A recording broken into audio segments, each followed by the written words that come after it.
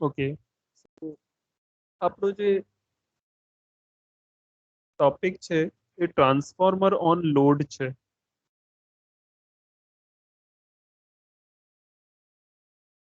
Transformer on load. તો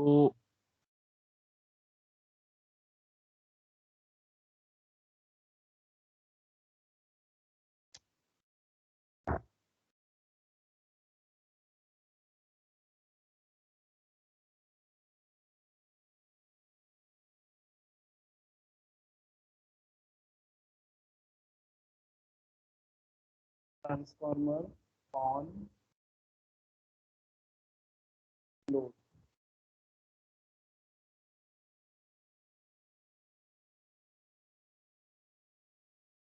હવે transformer on load, transformer load ઉપર છે તો એ કેવી રીતે બિહેવ કરશે એ આપણે લાસ્ટ લેક્ચરમાં જોયું હતું, બટ તો પણ તમને થોડુંક ડાઉટ હતું, તો એ ડાઉટ આપણે અહીંયા આજે ક્લિયર કરી લઈએ.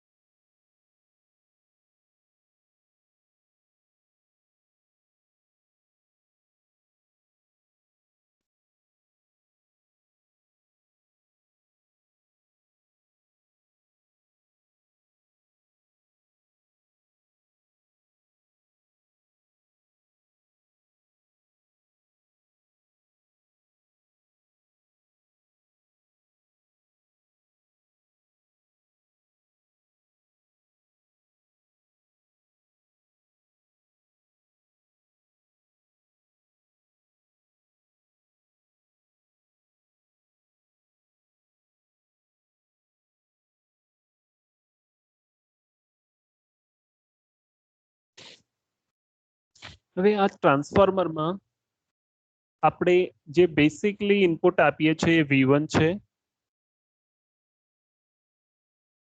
Okay, we will give the V1 supply voltage to the input or primary winding of the transformer. Primary winding ને V1 supply આપશો, જેના કારણે નો લોડ કરંટ I0 ફ્લો થશે. આ ફર્સ્ટ સ્ટેપ છે. નો લોડ કરંટ I0 ફ્લો થશે. Okay, આ જે નો લોડ કરંટ છે આ ફર્સ્ટ, આ જે નો લોડ કરંટ છે એ નો લોડ કરંટ નો લોડ MMF પ્રોડ્યુસ કરશે. સો આને હું MMF1 માની લઉં છું. MMF1 और MMF0 નો લોડ કરંટ છે, એના કારણે નો લોડ કરંટના કારણે I0. So MMF0 equals to N1 primary વાઇન્ડિંગમાં પ્રોડ્યુસ થાય છે, પ્રાઇમરી વાઇન્ડિંગના કરંટના કારણે પ્રોડ્યુસ થાય છે. તો N1 ઇન્ટુ I0. અને એ જે MMF છે, MMF0 જે નો લોડ કરંટના કારણે ફ્લો થાય છે એ ફ્લક્સ ફાઈ પ્રોડ્યુસ કરશે. એ શું પ્રોડ્યુસ કરશે? Flux phi. ફ્લક્સ ફાઈ જેને આપણે મેઇન ફ્લક્સ પણ કહીએ છીએ.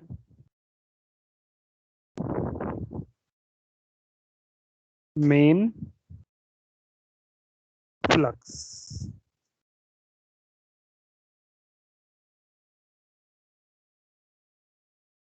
ઓકે, સેકન્ડ,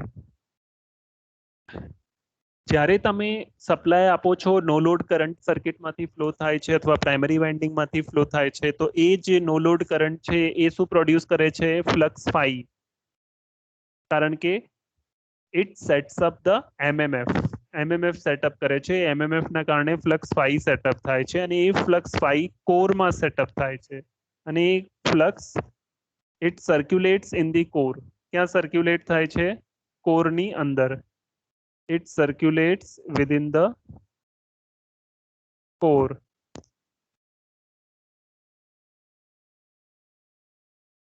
ઓકે, કોરની અંદર ફ્લક્સ ફાઈ છે, જેને આપણે મેઇન ફ્લક્સ કહીશું. તો આ જે ફ્લક્સ છે આ ફ્લક્સ શું કરશે?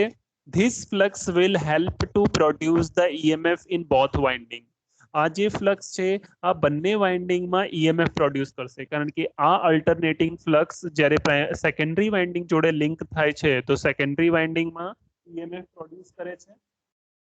સેકન્ડરી વાઇન્ડિંગની અક્રોસમાં EMF પ્રોડ્યુસ થશે જેને E2 થી ડિનોટ કરીએ છીએ આપણે. અને એવી જ રીતે આ જ ફ્લક્સ પ્રાઇમરી વાઇન્ડિંગ જોડે પણ લિંક થાય છે તો એ પ્રાઇમરી વાઇન્ડિંગમાં પણ EMF પ્રોડ્યુસ કરશે. So this is considered as a E1. So EMF induced in the primary winding is denoted as a E1. EMF induced in the secondary winding is denoted as a E2. Both EMF E1 and E2 are produced due to the flux linkages. Flux જે છે એનું coil જોડે જે linkage છે એના કારણે primary વાઇન્ડિંગમાં EMF E1 produce થાય છે, સેકન્ડરી વાઇન્ડિંગમાં EMF E2 પ્રોડ્યુસ થાય છે. આ સેમ કન્ડિશન આપણે no load transformer on no load કન્ડિશનમાં જોયું છે. બટ અહીંયા આપણો ટોપિક છે transformer on the load. So we need to connect the impedance or load across the secondary terminal. Secondary terminal ની across માં load connect કરવું પડશે. So let us connect the load across the secondary terminal. So secondary terminal ની across માં આપણે load connect કરી દઈએ. So let me connect a load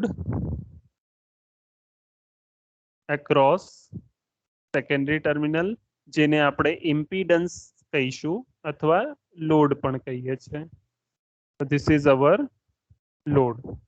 હવે સર્કિટમાં લોડ છે. અત્યાર સુધી સર્કિટ ઓપન હતી તો કરંટ 0 હતું. બટ જેવી રીતે સેકન્ડરી વાઇન્ડિંગમાં તમે લોડ કનેક્ટ કર્યું છે અથવા ઇમ્પિડન્સ કનેક્ટ કર્યું છે તો એના કારણે સર્કિટમાં કરંટ ફ્લો થશે. તો અહીંયા હવે કરંટ I2 ડેવલપ થયું છે.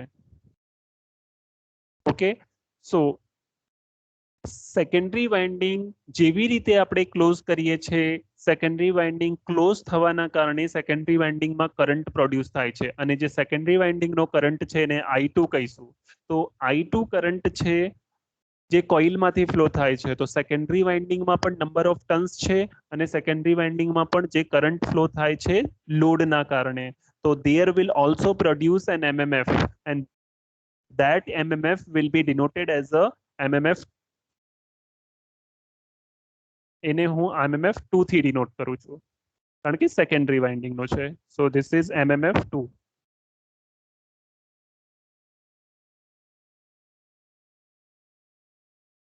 MMF2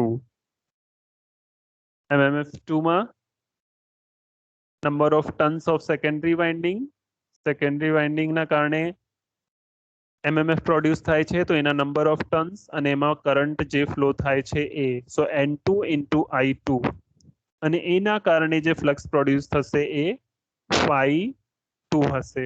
ફ્લક્સ phi2 જેને આપણે સેકન્ડરી ફ્લક્સ કહીશું.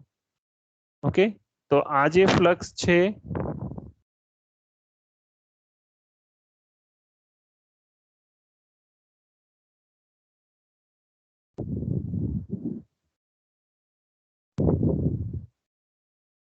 secondary flux.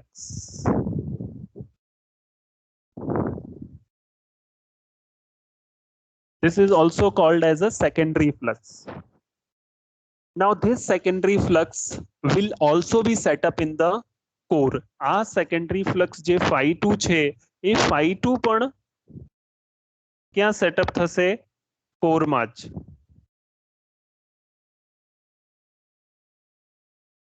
This secondary flux is also set up in the core. આ પણ કોરમાં જ હશે. તો હવે કોરમાં બે ફ્લક્સ આવી ગયા છે.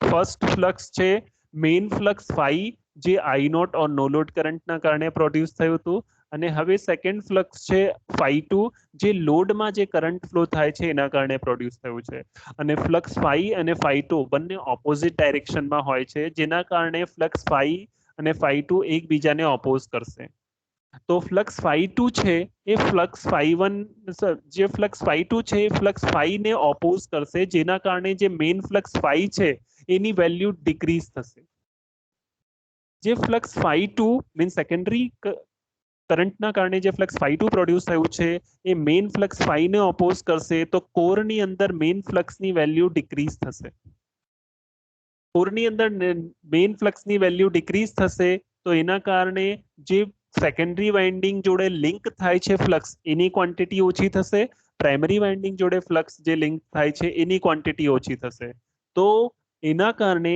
Induced EMF E2 and induced EMF E1 will get reduced induced EMF E1 ની વેલ્યુ ઘટશે અને ઇન્ડ્યુસ્ડ EMF E2 ની વેલ્યુ ઘટશે કેમ કે ફ્લક્સની વેલ્યુ ડિક્રીઝ થઈ છે ફ્લક્સની વેલ્યુ કેમ ડિક્રીઝ થઈ છે કારણ કે જે સેકન્ડરી કરંટના કારણે ફ્લક્સ phi2 પ્રોડ્યુસ થયું છે એ flux phi2 main flux phi ને ઓપોઝ કરે છે અને એ ઓપોઝ કરવાના કારણે એની એકચ્યુઅલ વેલ્યુ ઓછી થાય છે અથવા ઘટે છે so this main flux value has reduced અને આ જે મેઇન ફ્લક્સ વેલ્યુ જે ઘટી છે એના કારણે જે ફ્લક્સ લિંકેજ છે કોઇલ 2 જોડે અને કોઇલ 1 જોડે એ બંને ઓછું થશે જેના કારણે E1 EMF E1 ની વેલ્યુ પણ ઘટશે EMF E2 ની વેલ્યુ પણ ઘટશે નેક્સ્ટ જ્યારે E1 ની વેલ્યુ ઘટશે તો there will increase the difference between V1 and E1 actually જે પ્રાઇમરી વાઇન્ડિંગ નો કરંટ છે એ બે વચ્ચેનો ડિફરન્સ છે કોના બે વચ્ચેનું ડિફરન્સ છે કારણ કે પ્રાઇમરી વાઇન્ડિંગનો જે કરંટ હોય છે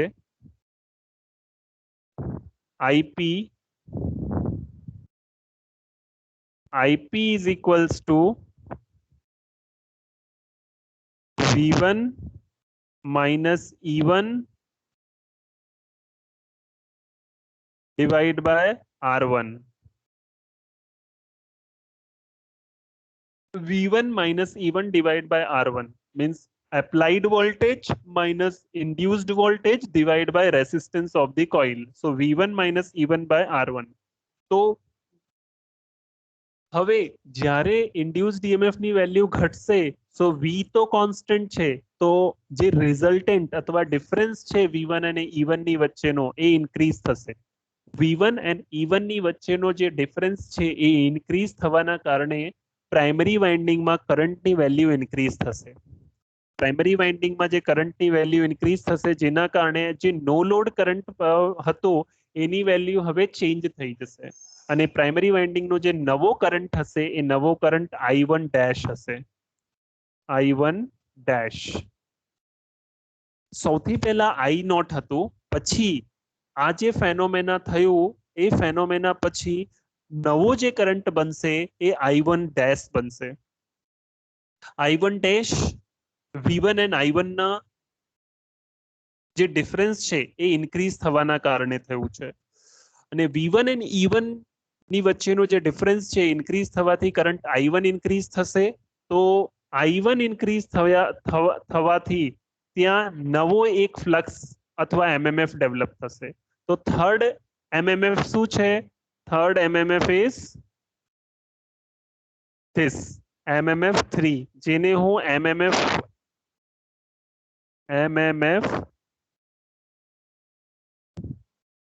3 ડિનોટ નથી કરતો MMF 1 ડેશ ડિનોટ કરું છું તો જેનાથી તમને ખબર પડશે કે કયો MMF છે કઈ વાઇન્ડિંગમાં ડેવલપ થાય છે પ્રાઇમરી વાઇન્ડિંગમાં તો એને N1 લખું છું કયો કરંટ છે કરંટની વેલ્યુ પહેલા I0 હતી પછી એ ચેન્જ થઈ છે કારણ કે વોલ્ટેજ એપ્લાઇડ વોલ્ટેજ અને ઇન્ડ્યુસ્ડ વોલ્ટેજની વચ્ચેનો ડિફરન્સ ઇન્ક્રીઝ થયો છે તો N1 into I1 dash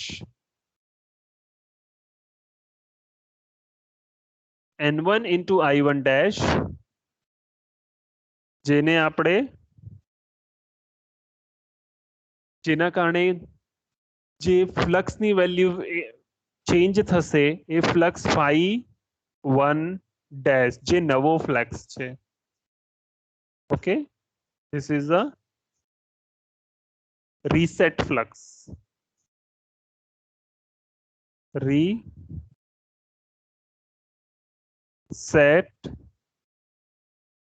flux.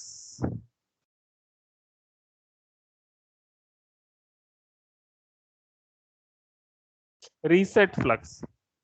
તો અહીંયા I1 ડેશ ના કારણે જે નવો એમએમએફ સેટઅપ થયું છે એ નવો એમએમએફ શું કરશે? It will increase or it will setup the new flux. એ સર્કિટમાં નવો ફ્લક્સ સેટઅપ કરશે જે phi1 ડેશ હશે. phi1 dash. So what is the work of phi1 dash? phi1 dash જે વધારે કરંટ ના કારણે પ્રોડ્યુસ થયું છે, તો phi1 ડેશ કરંટ છે એની પણ ડેન્સિટી વધારે હશે અથવા એની ઇન્ટેન્સિટી વધારે હશે. તો phi1 intensity of the phi1 is larger than phi1 dash ની ઇન્ટેન્સિટી ફ્લક્સ phi કરતા વધારે છે, જેના કારણે આ જે ફ્લક્સ કોરમાં સેટઅપ થયું છે phi1 ડેશ, એ કોરમાં ફ્લક્સ phi1 ડેશ phi2 ને જે સેકન્ડરી કરંટનો ફ્લક્સ છે એને ઓપોઝ કરશે અને એની વેલ્યુ મિનિમમ કરી દેશે. જેના કારણે ફ્લક્સ phi2 ન્યુટ્રલાઇઝ થઈ જાય છે અથવા ફિનિશ થઈ જાય છે સર્કિટમાં, અને નવો ફ્લક્સ અથવા એની જે એકચ્યુઅલ વેલ્યુનો ફ્લક્સ છે એ એઝ ફાઈના ફોર્મમાં પાછો આવી જાય છે. મીન્સ ફ્લક્સ phi1 ડેશ ત્યાર સુધી જ ઇન્ક્રીઝ રહેશે જ્યાર સુધી તમારો phi2 ઓપોઝ થઈને 0 ના થઈ જાય અને તમારી no load condition I0 and phi ની પહોંચી ના જાય. સો આ તમારો ફ્લક્સ સર્કિટમાં થોડાક સમય માટે ચેન્જ થાય છે અને એ મોમેન્ટલી જે ચેન્જ થાય છે એ ચેન્જ જસ્ટ phi2 ને ન્યુટ્રલાઇઝ કરવામાં આવે છે. અને phi2 ને ન્યુટ્રલાઇઝ કર્યા પછી આપણે જોઈએ છે કે જે phi1 ડેશ ફ્લક્સ ઇન્ક્રીઝ થયું હતું એ પાછો phi મીન્સ નોર્મલ ફ્લક્સની કન્ડિશનમાં આવી જશે અને ફ્લક્સ phi2 પછી સર્કિટમાં અથવા કોરમાં સેટઅપ નહીં થાય. કારણ કે અગર ફ્લક્સ phi2 સેટઅપ થાય છે તો જે એક્શન આપણે રિપીટ કરી એ પાછી થશે. કઈ એક્શન? કે initially no load current will produce the flux phi. Flux phi ના કારણે ઇન્ડ્યુસ EMF E2 પ્રોડ્યુસ થશે. E2 ના કારણે જે કરંટ E2 ના કારણે સેકન્ડરી સાઇડ વોલ્ટેજ અવેલેબલ છે, બટ જ્યારે તમે લોડ કનેક્ટ કરો છો તો કરંટ I2 ફ્લો થશે અને એ I2 બીજો ફ્લક્સ પ્રોડ્યુસ કરશે જે ફ્લક્સ phi ને ઓપોઝ કરશે. હવે ફ્લક્સ phi ઓપોઝ થવાના કારણે ફ્લક્સની વેલ્યુ મેઇન ફ્લક્સની વેલ્યુ ડિક્રીઝ થઈ છે અને એ જે મેઇન ફ્લક્સ છે એ ડિક્રીઝ થવાના કારણે તમારો ઇન્ડ્યુસ્ડ EMF પ્રાઇમરી સર્કિટ અને સેકન્ડરી સર્કિટમાં ડિક્રીઝ થશે. પ્રાઇમરી એન્ડ સેકન્ડરી સર્કિટમાં EMF ડિક્રીઝ થશે તો પ્રાઇમરી વાઇન્ડિંગમાં જે EMF છે એ ડિક્રીઝ થવાથી V1 અને E1 વચ્ચેનો ડિફરન્સ વધશે, જેના કારણે કરંટની વેલ્યુ ઇન્ક્રીઝ થશે. તો જે નવો કરંટ પ્રાઇમરી સર્કિટમાં બનશે એ I1 ડેશ હશે અને જે I1 ડેશ છે એ I1 ડેશ કરંટ ના કારણે બીજો ફ્લક્સ થર્ડ ફ્લક્સ જે MMF1 ડેશ છે એ થર્ડ ફ્લક્સ ડેવલપ થશે. ઓકે, એ જે ફ્લક્સ એ I1 ડેશ ના કારણે જે ફ્લક્સ phi1 ડેશ છે એની ઇન્ટેન્સિટી વધારે હોય છે, જેના કારણે જે phi2 ફ્લક્સ છે એ phi2 ફ્લક્સને ન્યુટ્રલાઇઝ કરશે અથવા કેન્સલ કરશે. તો કોરમાં ઓનલી પાછો ફ્લક્સ phi જેટલો જ ફ્લક્સ સેટઅપ થઈ જશે. મીન્સ નોર્મલ કન્ડિશનમાં જે ફ્લક્સ હતું એ જ આવી જશે. મીન્સ ફ્લક્સ એની ઓરિજિનલ કન્ડિશનમાં પાછો આવી જશે. તો એને ફ્લક્સને ઓરિજિનલ કન્ડિશનમાં પાછો લાવવા માટે કોણ રોલ પ્લે કરે છે? phi1 dash. અને પછી તમારો ટ્રાન્સફોર્મર નોર્મલ કન્ડિશનમાં ઓપરેટ થાય છે. So this is the basic way on which your transformer works on the load. હવે એ જ વસ્તુને આપણે ડાયાગ્રામ અથવા વેક્ટર ડાયાગ્રામના હેલ્પથી જોઈએ. સો વેક્ટર ડાયાગ્રામમાં શું છે? કે આપણે જોયું છે કે ઇન્ડ્યુસ ડીએમએફ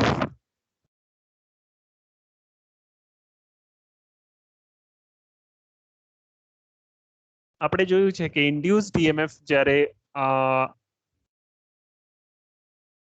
પ્રોડ્યુસ થાય છે તો એ કોના કારણે થાય છે? Induced EMF is produced due to the flux ફાઈના કારણે આ ફ્લક્સ ફાઈના કારણે જ સેકન્ડરી સર્કિટમાં પણ ઈએમએફ પ્રોડ્યુસ થાય છે અને ફ્લક્સ ફાઈના જ કારણે પ્રાઇમરી સર્કિટમાં પણ ઈએમએફ પ્રોડ્યુસ થાય છે. તો આ flux phi is equals to this is V1 જે તમારો સપ્લાય વોલ્ટેજ છે. આ V1 છે. V1 ના ઓપોઝમાં E1 હોય છે. આપણે જોયું ઉપર V1 માઇનસ E1 છે તો અહીંયા આપણે એવી રીતે લખી શકીએ છીએ V1 equals to minus E1. Okay, next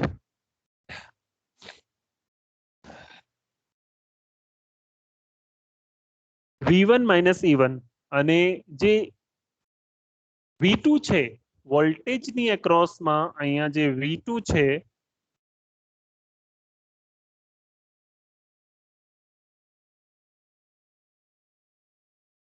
વોલ્ટેજની એક્રોસમાં જે વોલ્ટેજ છે V2 that will be opposite but A V2 કોના કારણે પ્રોડ્યુસ થયું છે? E2 ના કારણે. તો એના ઓપોઝિટ શું છે? this is our E2. E2 equals to V2. But E2 and E1 ફેસમાં હશે. કારણ કેમ ફેસમાં હશે? કારણ કે induced EMF E1 in primary circuit and induced EMF E2 in secondary circuit have been produced due to the flux. E1 and E2 કોના કારણે produce થયા છે? ફ્લક્સના કારણે. તો જેના કારણે એ બંનેની ડાયરેક્શન સેમ હશે. તો અહીંયા E1 માઇનસમાં છે તો એને ઓપોઝિટ કરશો તો આ પ્લસમાં થઈ જશે. So this is your plus E1. હવે સેકન્ડ તમારો જે કરંટ છે સપોઝ હું આને માની લઉં કે આ રેસિસ્ટિવ લોડ માટે છે. This is for the resistive load.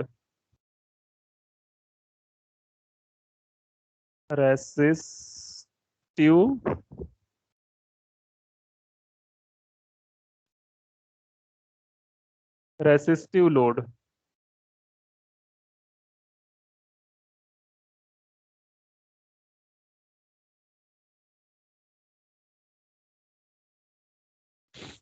આ રેસિસ્ટિવ લોડ માટે છે. તો રેસિસ્ટિવ લોડમાં સેકન્ડરી કરંટ ફેઝમાં હશે. લોડ તમારો કરંટ I2 ફેઝમાં છે રેસિસ્ટિવ લોડ માટે. તો રેસિસ્ટિવ કરંટ ફેઝમાં છે તો જે I1 ડેશ છે એના એક્ઝેક્ટલી ઓપોઝિટ હશે. આપણે શું જોયું કે મેઇન ફ્લક્સને φ2 ઓપોઝ કરે છે. તો અહીંયા જે I1 ડેશ છે એ ફાઈના I1 ડેશ I0 ના ફેસમાં હશે અને ફાઈ અને ફાઈ ડેશ એક જ ફેસમાં હશે. તો φ2 એકબીજાના ઓપોઝિટ હશે. તો એનું મીનિંગ છે કે φ2 I2 ના કારણે પ્રોડ્યુસ થાય છે તો I2 and I1 ડેશ એકબીજાથી ઓપોઝિટ હશે. કારણ કે φ2 ફાઈને ઓપોઝ કરે છે.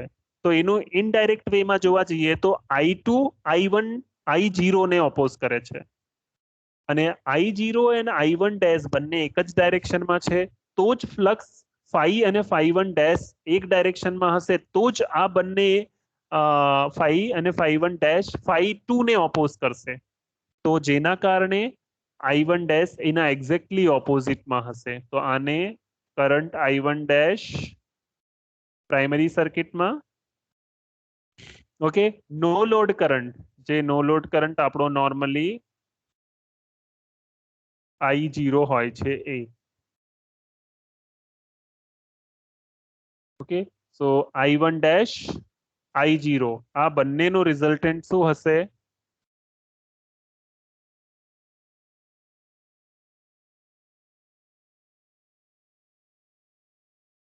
This is your I1. આ પ્રાઇમરી કરંટનો I1 છે. So this is your vector diagram. I naught કેટલો એંગલ છે? φ0. એંગલ કેટલું થશે? φ0. I1 થી phi1 purely resistive છે, so this is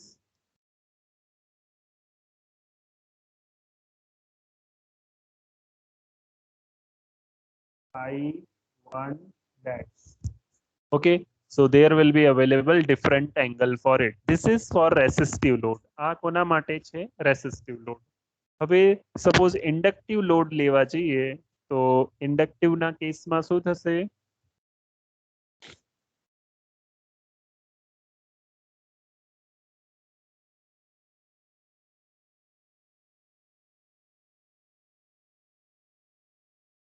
और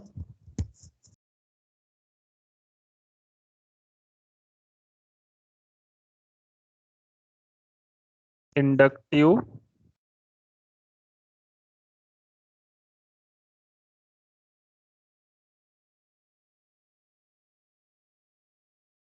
load.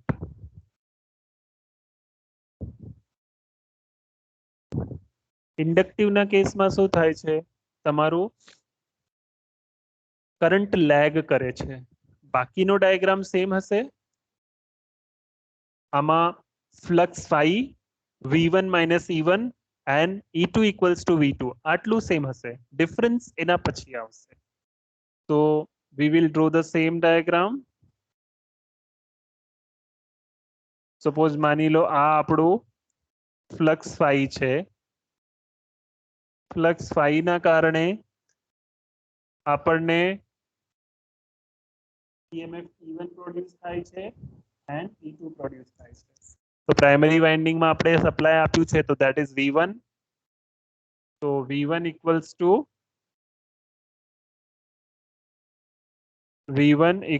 to minus E1. V1 equals to minus E1.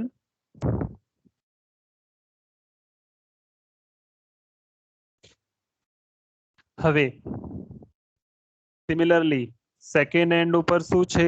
E2 means secondary વાઇન્ડિંગમાં EMF ઇન્ડ્યુસ થયું છે એ E2 છે. એના જ કારણે તમારો V2 it is proportional two V2. બંનેમાં ડિફરન્સ હોય છે, બટ બંનેમાં બહુ માઇનર ડિફરન્સીસ હોય છે. સો લેટ અસ સી કે ફ્લક્સ ફાઈ ના કારણે E1 and E2 પ્રોડ્યુસ થયું છે. તો અહીંયા E1 માઇનસમાં છે. This will be in plus over here.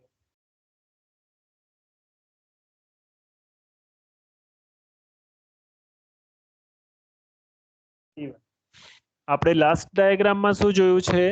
આ વેક્ટર ડાયાગ્રામમાં I2 ફેસમાં છે, કારણ કે રેસિસ્ટિવ લોડ માટે છે. હવે કરંટ I2 લેગ કરશે, કારણ કે ઇન્ડક્ટિવ લોડ આપણે કન્સિડર કર્યું છે. તો in case of the inductive load current I2 will be lagging. આખા ટ્રાન્સફોર્મરનું પાવર ફેક્ટર એના લોડ ઉપર ડિપેન્ડ કરે છે. લોડનું પાવર ફેક્ટર ચેન્જ થશે તો ટ્રાન્સફોર્મરનું પાવર ફેક્ટર ચેન્જ થશે, અથવા ટ્રાન્સફોર્મર પાવર ફેક્ટરમાં કોઈ રોલ પ્લે કરતો નથી. સો અહીંયા જે કરંટ છે એ લેગ કરશે. અહીંયા ફેસમાં છે, તો અહીંયા I2 આપણે જો ડ્રો કર્યું છે ફેસમાં, કારણ કે રેસિસ્ટિવ લોડ છે. ઇન્ડક્ટિવ લોડ માટે એ થોડોક લેગિંગ થઈ જશે. તો ધીસ ઇઝ કરંટ I2, સેકન્ડરીનો કરંટ.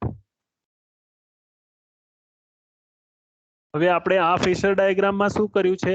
I2 ના એક્ઝેક્ટ ઓપોઝિટમાં I1 ડેશ ડ્રો કર્યું છે. કેમ?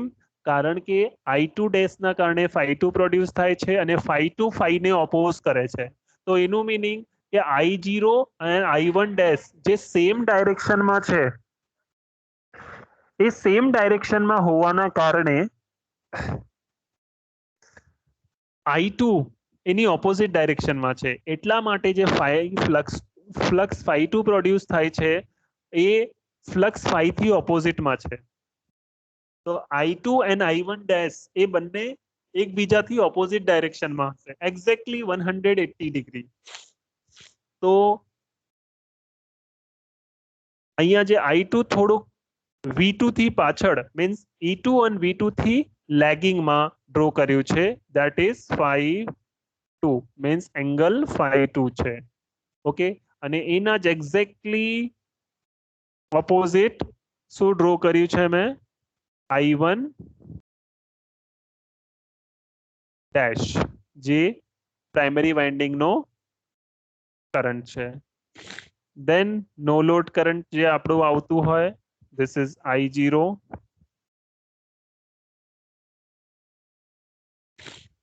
and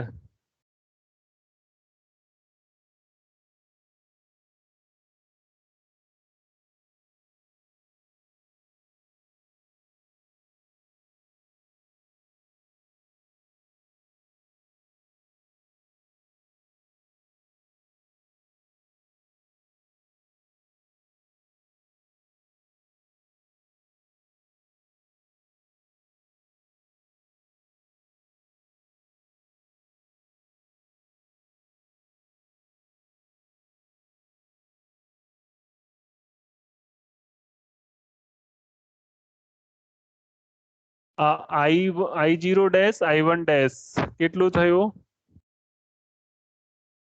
I1 આ બંનેનું રિઝલ્ટન્ટ આપણને I1 મળ્યું આ તમને 50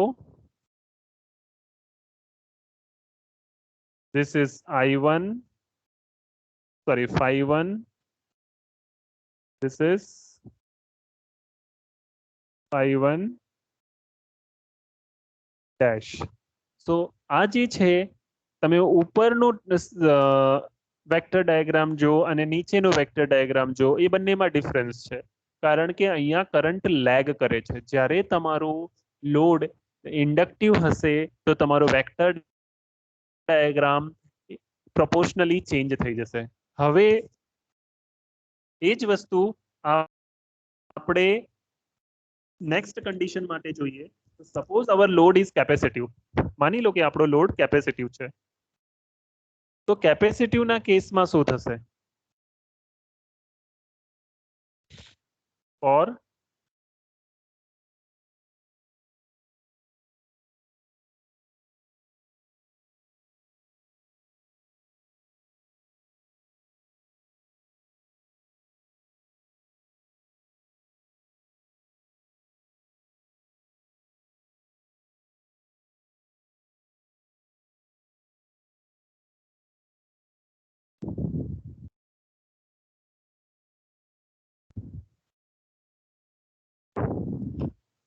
કેપેસિટિવના કેસમાં પણ સેમ કન્ડિશન થશે આ આપણું ફ્લક્સ પાઈ છે બેસિક કન્ડિશન સેમ હશે this is our supply voltage V1 equals to minus E1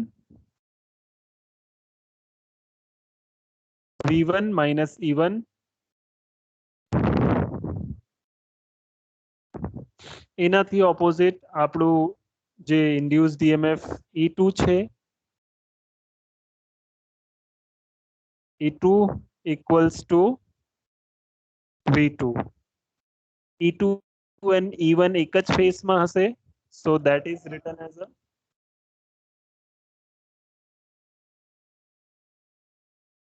this is E1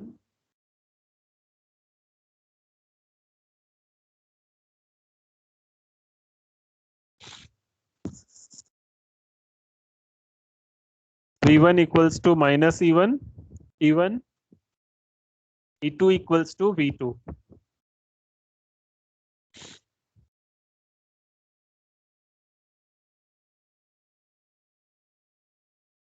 હવે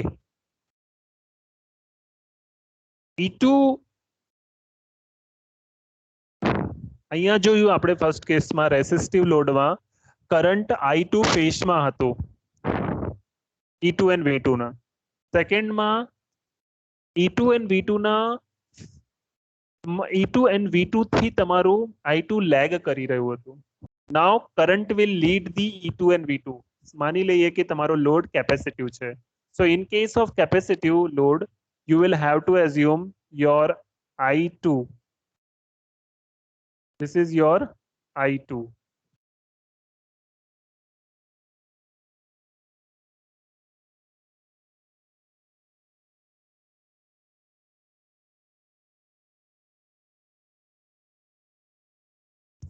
this is your I2. તો આપણે શું જોયું છે કે I2 and I1 dash exactly એકબીજાથી ઓપોઝિટ હશે, તો એના એક્ઝેક્ટ ઓપોઝિટમાં I1 ડેશ ડ્રો કરી દો. તો this is I2 અને એના એક્ઝેક્ટ ઓપોઝિટમાં 180 ડિગ્રી ઉપર શું ડ્રો કર્યું છે મેં?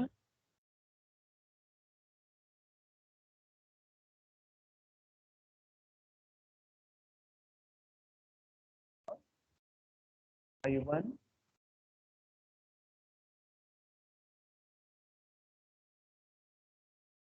ડેશ. સો અહીંયા E2 and V2 થી તમારું I2 લીડ કરે છે. સિમિલરલી V1 થી I1 પણ લીડ કરશે, કારણ કે તમારું I2 લીડ કરવાના કારણે તમારું I1 ડેશ પણ લીડ કરશે. સો I1 will be leading the V1 supply voltage. એ બંને એકબીજાથી ઓપોઝિટમાં છે. નેક્સ્ટ નો લોડ જે કરંટ છે, this is your no load current I0 જે 50 ઉપર છે. નેક્સ્ટ આને resultant. So what will be the resultant of it? Its resultant will be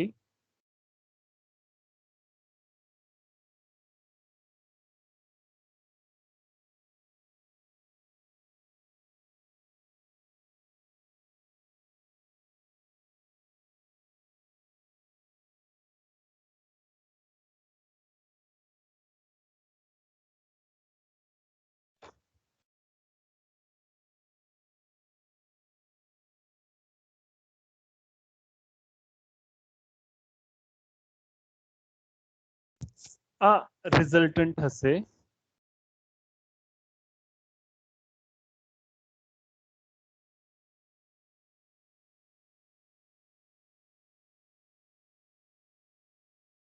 આનો. So means as we have seen, this is phi 2, this is phi 0, this is I1,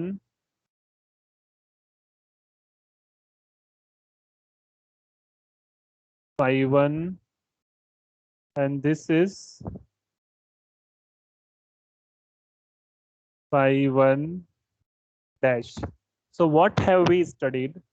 We have studied and we have concluded that vector diagram of transformer will vary depending upon the characteristics and behavior of the load. If load will be resistive, so vector diagram will be proportional to the resistive load.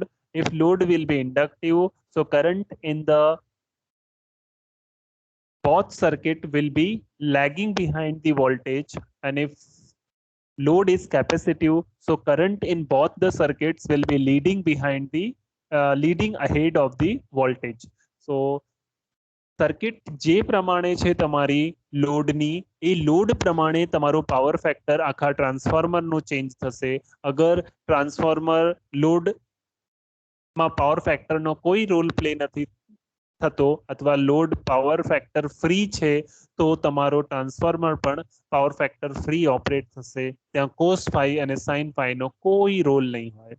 તો this indicates that, or this represents that transformer on the load depends upon the parameters associated with the load characteristics and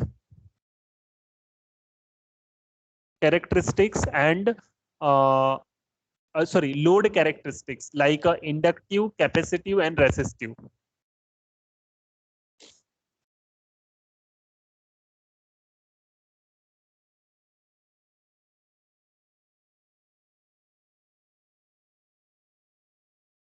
So આ આપણું transformer on the load છે.